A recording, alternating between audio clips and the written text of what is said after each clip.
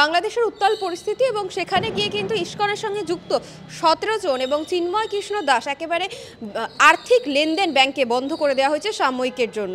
এই মুহূর্তে আইনজীবী শ্রমিক বাগচি রয়েছে। শ্রমিকদা, এই যে আর্থিক লেনদেন বন্ধ করে দেওয়া হলো সাময়িকভাবে, এটা কত আইনতভাবে কতটা যুক্তিযুক্ত? দেখুন, আইনতভাবে আর্থিক লেনদেন বিশেষ কিছু ক্ষেত্রে আমরা দেখেছি বন্ধ করা হয়।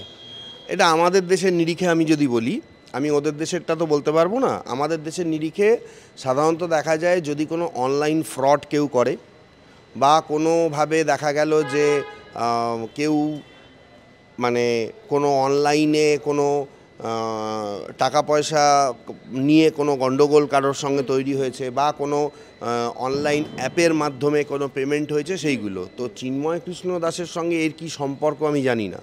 আমার মনে হয় বিষয়টা অন্য।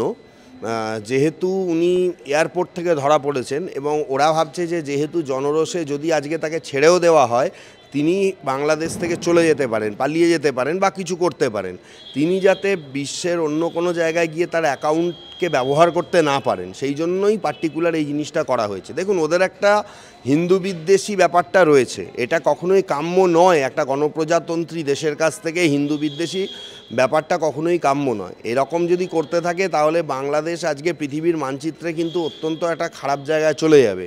এবং সবথেকে বড় ব্যাপার হচ্ছে যারা আজকে নিজেদের দেশে কোনো কিছুই করতে পারে না এবং তাদের উপদেষ্টা, একজন নোবেলপ্রাপ্ত উপদেষ্টা, তিনি বলছেন যে চিকিৎসা করাতে হলে করাচিতে যাও। সেটা তিনি বলতেই পারেন, করাচিতে যাবে কি কোথায় যাবে সেটা তার ব্যক্তিগত ব্যাপার, তার দেশের লোকরা কোথায় যাবে।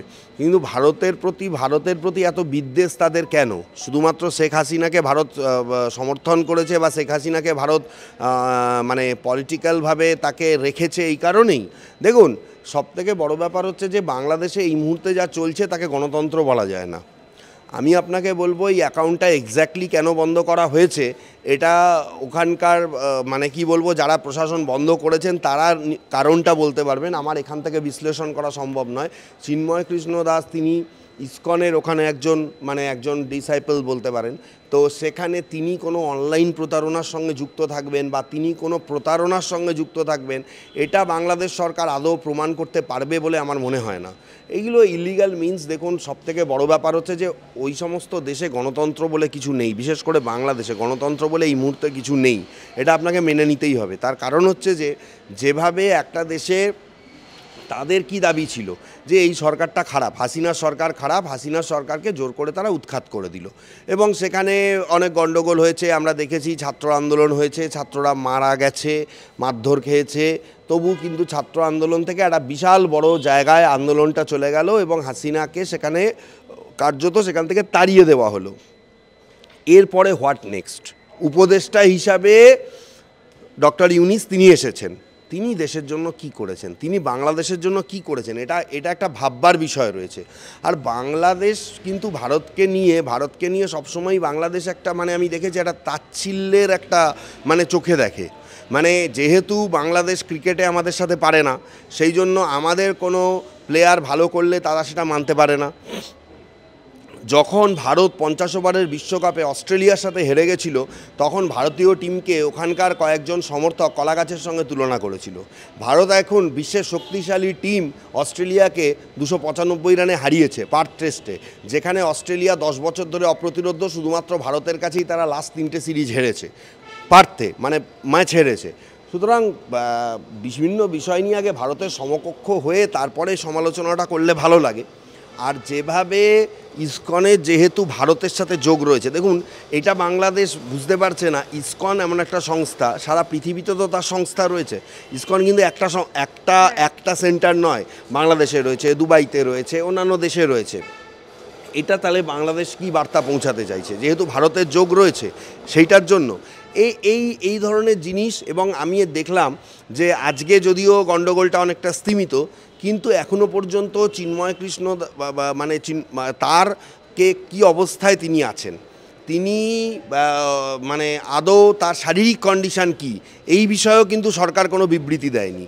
তো এইভাবে মানুষকে ধোঁয়াশায় রাখার মানেটা কি? যেখানে কোর্ট বলেছে যে সরকার দেখবে, সরকারের তো একটা অত্যন্ত খারাপ এবং অনমনীয় একটা মনোভাব আমি দেখতে পাচ্ছি, হিন্দু বিরোধী একটা মনোভাব। এই ধরনের মনোভাব মুসলিম কান্ট্রির কাছে এক্সপেক্টেড, কিন্তু বাংলাদেশে প্রচুর হিন্দু থাকেন, সেখানে দুর্গাপুজো হয়। আমি তো লাস্ট 10 বছরে সেখানে হিন্দুদের ওপর অত্যাচার আমরা সেভাবে শুনতে পাইনি হাসিনা সরকার যখন ছিল। তাহলে কি মানে হিন্দু বিদ্বেষী প্রমাণ করে দেশকে একদম মুসলিম দেশ হিসেবে প্রতিষ্ঠিত করার তাদের পরিকল্পনা, এবং তাতে ইন্ধন দিচ্ছেন ডক্টর ইউনিস? এই প্রশ্ন আমার মনের মধ্যে আসছে। এবং হয়তো তার প্রথম পদক্ষেপ এই চিন্ময় কৃষ্ণ দাস এবং অন্যান্য সন্ন্যাসী সেগুলোকে অ্যারেস্ট করা। তাদের ইসকনের অপরাধটা কি আমি তো বুঝতে পারি না। এর আগে যখন প্রচণ্ড ঝড় বৃষ্টি হলো টানা, বা তার আগে যখন ঝড় হলো বৃষ্টি হলো, ইসকন তো লক্ষ লক্ষ মানুষকে সেবা দিয়েছে বাংলাদেশে। আজকে কি তার জন্যই ইসকনের এই পরিণাম? মানে এই প্রশ্ন আমি বাংলাদেশ সরকারের কাছে রাখতে চাই, যে কেন তারা এই ধরনের জিনিস করছে, নাকি তারা মনে করছে যে তাদের দেশ এইভাবেই চলবে এবং এইভাবেই তাদের দেশের সমস্ত কিছু মানে হাসিনা পরবর্তী সময়ে এইভাবেই চলবে। আর যদি ভোটাভুটি হয় সেইখানে কি হবে সেটা আমি জানি না। ভোটাভুটিটা হয়তো সেই দেশের উপদেষ্টা চাইছেন না, কারণ ভোট হলে তিনি যে নিরঙ্কুশ সংখ্যাগরিষ্ঠতা পাবেন না এটা বোঝা যাচ্ছে।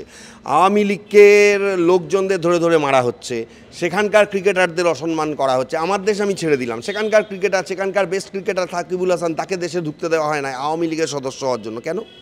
একটা লোক একটা দলকে সাপোর্ট করতেই পারে, তাই বলে তার রাজনৈতিক পরিচয় আছে বলে তার ক্রিকেটীয় সত্তাটাকে কেড়ে নিতে হবে?